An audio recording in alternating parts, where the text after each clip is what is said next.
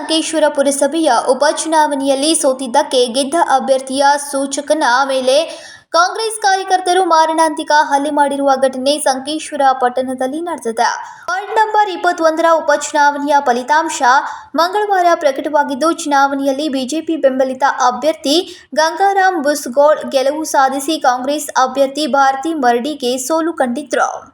ಸಂಕೇಶ್ವರ ಪುರಸಭೆ ಚುನಾವಣೆಯಲ್ಲಿ ಸೋತ ಕೈ ಕಾರ್ಯಕರ್ತರಿಂದ ಗೂಂಡಾಗಿರಿಯಿಂದ ಗೆದ್ದ ಅಭ್ಯರ್ಥಿಯ ಸೂಚಕರಾಗಿದ್ದ ವಕೀಲ ವಿಕ್ರಮ್ ಬುಸ್ಗೋಳ್ ಮೇಲೆ ಮಾರಣಾಂತಿಕ ಹಲ್ಲೆ ಮಾಡಲಾಗಿದೆ.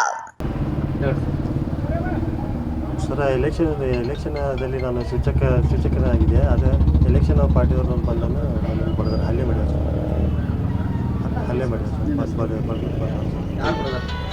ಎಲೆಕ್ಷನ್ ಅವರು ಇವರು ಬರ್ಬೋದು. ಎಲೆಕ್ಷನ್ ಅವ್ರ ಪಾರ್ಟಿಯವ್ರು ಬರ್ಬೋದು. Congress party sir. ಅವರಿಂದ 15 ಜನ ಇದೆ ಸರ್. ಸರ್, ಇಲ್ಲಿ ಎದೆಯಲ್ಲಿ ಗುದ್ದಿದ್ದಾರೆ, ಬರ್ಕಿ ಮತ್ತು ಇಲ್ಲಿ ಬಾಯಲ್ಲಿ ಗುದ್ದಿದ್ದಾರೆ ಸರ್, ಬಟ್ಟೆಯಲ್ಲಿ ಗುದ್ದಿದ್ದಾರೆ, ಪೇನ್ ಆಗ್ತಾಯಿದೆ ಸರ್. ಬೆಳಗಾವಿ ಕಳಿಸ್ತದೆ ಸರ್.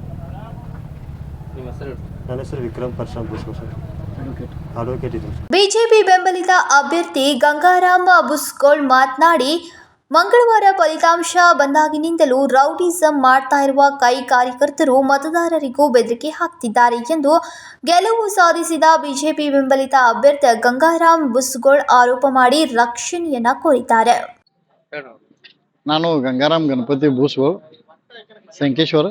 ಈಗ ಮೊನ್ನೆ 23ನೇ ತಾರೀಕಿಗೆ ಸಂಕೇಶ್ವರ ಪುರಸಭೆ ವಾರ್ಡ್ ನಂಬರ್ 21ರ ಉಪಚುನಾವಣೆ ನಡೆದಿತ್ತು.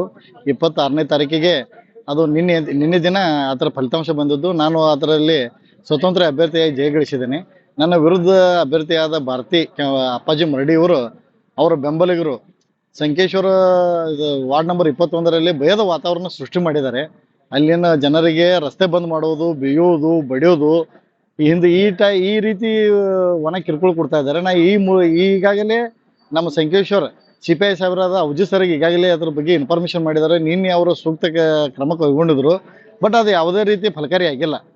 ಅಲ್ಲಿ ಅವ್ರಿಗೆ ಪೊಲೀಸರು ನಿಂತಾಗ ಅವ್ರ ಜೊತೆನ ಅಲ್ಲಿ ಹುಡುಗರೆಲ್ಲ 34 ಜನ ನಿಂತು ಅಲ್ಲಿ ದುಮ್ಡಿ ಹಾಕೋದು ನಮಗೆ ಕಂಡು ಬಂದಿದೆ.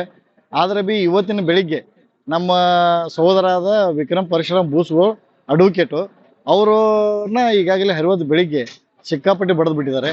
ಅವ್ರನ್ನ ಈಗಾಗಲೇ ಸರ್ಕಾರ ದವಾಖಾನೆಗೆ ಬೆಳಿಗ್ಗೆ ತೋರಿಸಿದಾಗ ಅವ್ರನ್ನ ಸಿವಿಲ್ ಹಾಸ್ಪಿಟಲ್ಗೆ ರೆಫರ್ ಮಾಡಿದ್ದಾರೆ. ಈಗ ಸಿವಿಲ್ ಹಾಸ್ಪಿಟಲ್ ಅಡ್ಮಿಟ್ ಮಾಡಿದ್ದೀವಿ. ಅವರೆಲ್ಲ ಬಡ್ದವರು ಕಾಂಗ್ರೆಸ್ ಪಕ್ಷದವರು. ಇದು ಸೋತದಕ್ಕೆ ಹತಾಶರಾಗಿ ಈ ರೀತಿ ಮಾಡ್ತಾ ಇದ್ದಾರೆ, ದಬ್ಬಾಳಿಕೆ ಮಾಡ್ತಾ ಇದ್ದಾರೆ. ಮತ್ತು ಅವರು ಅನಾವಶ್ಯಕವಾಗಿ ಅವ್ರನ್ನೆಲ್ಲ ಬಡಿಯೋದು ಮತ್ತು ರಸ್ತೆ ಬಂದ್ ಮಾಡೋದು ಈ ರೀತಿ ಮಾಡ್ತಾ ಇದ್ದಾರೆ ಸರ್.